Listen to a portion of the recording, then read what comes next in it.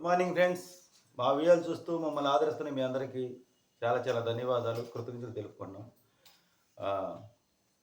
నా కాణిపాక వరసిద్ధి వినాయకుడి ఆశీస్సుల వల్ల ఆ పార్వతీ పరమేశ్వరులు శ్రీశైలం మల్లికార్జున బ్రహ్మరంక దేవి ఆశీస్సుల వల్ల మీరు మేమందరం బాగుండాలని మనస్ఫూర్తి కోరుకుంటున్నాం. ఈరోజు వీడియో ఏంటంటే, ఇదేంద్ర బంధువుల గురించి చెప్తాను. దాని గురించి అనుకుంటారేమో, బంధువుల గురించి బంధాల గురించి చెప్తానండి. చాలామంది మీరు గమనించారా, బావమరిది, అన్నా తమ్ములు, అక్కా చెల్లెళ్ళు, వీళ్ళు ఎవరైనా ఒకరు మనలో ఒకరు ధనవంతులుగా ఉంటే మనం అందరం వాళ్ళని ఫాలో అవుతుంటాం. ఏంది మనకేదైనా వీళ్ళు ఉపయోగపడతారేమో, మనకేదని. మీరు చేసే పొరపాటు ఎక్కడేనండి. మీరేం వాళ్ళ పొద్దుగూకులు మా బావ, మా చెల్లెలు, మా అక్క, మా తమ్ముడని వాళ్ళని ప్రతి ఒక్కదాన్ని సలహా అడగడం మొదలు పెడితే మీకంటే ఇంకే ఆలోచన రాదు. వాళ్ళు ఏం చేస్తారు, ఒక వ్యాపారం, ఒక బావ, మన చెల్లెలిచ్చిన అతను మన బావకి వ్యాపారం చేస్తున్నాడు. మనం తల్లిదండ్రులు ఏం చేస్తారు, బావని చూసి నేర్చుకో, అక్కడ పోయి చూసి నేర్చుకోపో అంటాడు. అతను ఏం చేస్తాడు, నమ్మకస్తుడు, బయట వాడిని పెట్టుకుంటే నమ్మకంగా ఉంటాడు, అయినోడిని పెట్టుకుంటాడు.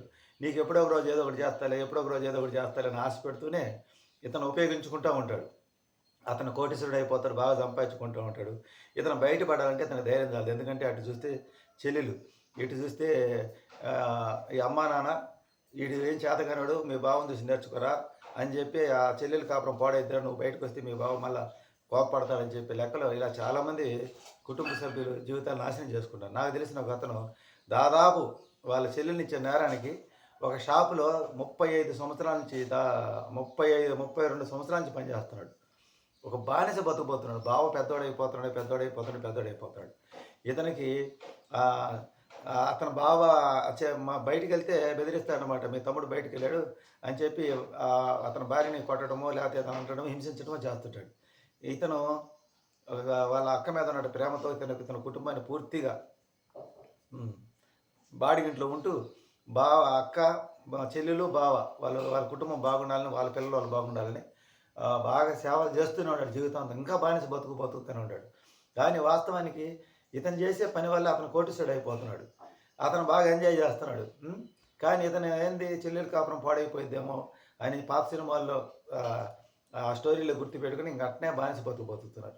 అలాగే ఇంకొక బావమరిది, వ్యాపారానికి సపోర్ట్గా తోడుగా ఉన్నాడు అక్క మీద ఉన్న ప్రేమతో. జీవితాంతం ఇంకా రేపెప్పుడో దారి చూపిస్తాడని చెప్పి అట్నే బానిస బతుకుతూ పెద్ద పెద్ద వ్యాపారాలు వాళ్ళు అట్నే ఉన్నారు, వాళ్ళు అట్నే పెరిగిపోతున్నారు. ఏదో ఒక రోజు వీళ్ళకి బయటికి వేస్తారు. ఆ తర్వాత వీళ్ళు ఏం చేయలేరు. వీళ్ళ జీవితం అంతా వాళ్ళు దారబోస్తారు.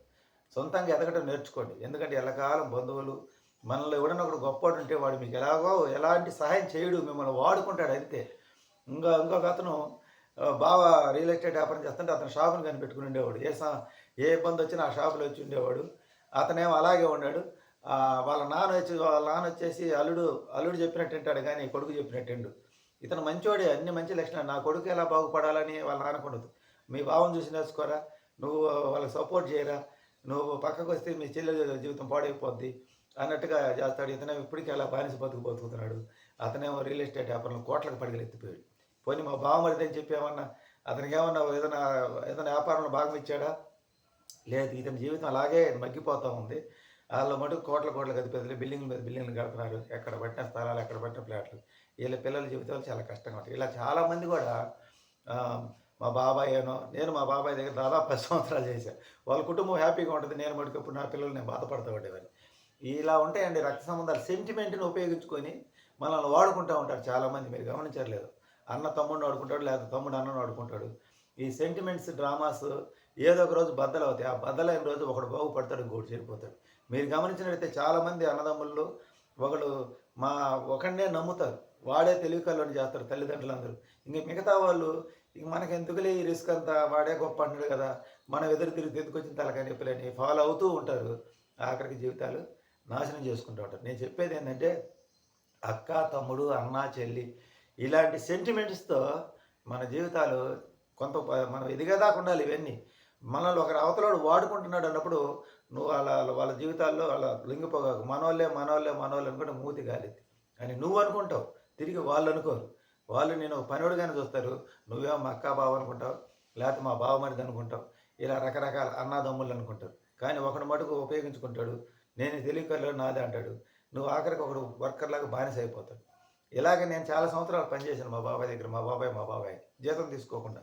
ఒకరోజు అతను బయటపడ్డాడు అనమాట. ఇదిగో ఈ రూ. 100 తీసుకో నీ జీతమని. 10 సంవత్సరాల తర్వాత ఆ రోజు నాకు మనసు బాధేసి, ఆ రోజు తెగించి బయటకొచ్చేసి, బయటికి రాబట్టి ఇంత స్వేచ్ఛగా, స్వతంత్రంగా జీవించగలిగా. అత్తమామ చెప్పిన మాటలు వినటం, బావమరిది చెప్పిన మాటలు వినటం, పెదమ్మ, చిన్నమ్మ పిలకాయలని, చిన్నాయన, పెదనాన్న పిలకాయలని, ఇలా ఒకరిని ఎప్పుడు ఒకరిని ఫాలో అవ్వటం. మేనత్తల మాట, మా మేనత్త మాట దాదాపు నేను 10 సంవత్సరాలు ఉన్నా. 10 సంవత్సరాలన్నా. మొత్తం ఉన్నది మొత్తం అమ్ముకున్నాం. వాళ్ళేంటంటే మనల్ని ఎక్కిరానియరండి. మనతో మంచిగా చెబుతూ ప్రతి ఒక్కదానికి భయపెడుతుంటారు మనల్ని. మీరు గమనించారా? ఏదైనా చేయాలని మన సలహా అడిగితే వాళ్ళు మీకు ప్రతి ఒక్క దాంట్లో భయపడుతుంటారు. కాబట్టి మీకు రాంగ్ డెసిషన్, రాంగ్ సలహాలు తప్ప నుంచి మంచి సలహాలు ఇవ్వరు. మంచిగా చెప్తూ ఉంటారు, మిమ్మల్ని ఎక్కిరానియరు. మనల్ని ముంచటంలో కూడా మంచిగానే నేర్పులు. మొత్తం మునిగిపోయిన తర్వాత తెలుసుకుంటే వాళ్ళ స్థాయి పెరిగిపోయింది. వాళ్ళు మనమేమన్నా తిరగబడే శక్తి సామర్థ్యాలు మన దగ్గర ఉండవు. అందుకని ముందుగానే మేలుకోండి.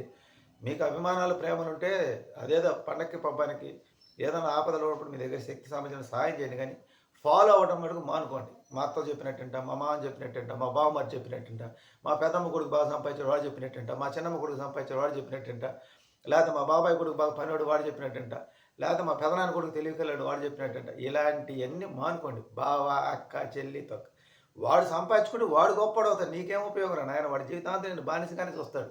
ఇలా బానిస బతికే వాళ్ళు నా కళ్ళ ముందు ఎంతోమంది ఉంటారు. వాళ్ళు పెద్దవాళ్ళు అయిపోతున్నారు. వీడికి ఆశ పెడతారు, రేపు చూద్దాం నిన్ను బయటికి పోతాన్నప్పుడల్లా వీడికి ఏదో ఒక ఆశ పెడతారు ఉంటారు. లాస్ట్కి చూసుకుంటే గడ్డాలు మెసాలు వేసిపోతే వీళ్ళు పిల్లలు పెద్దవాళ్ళు అంటారు.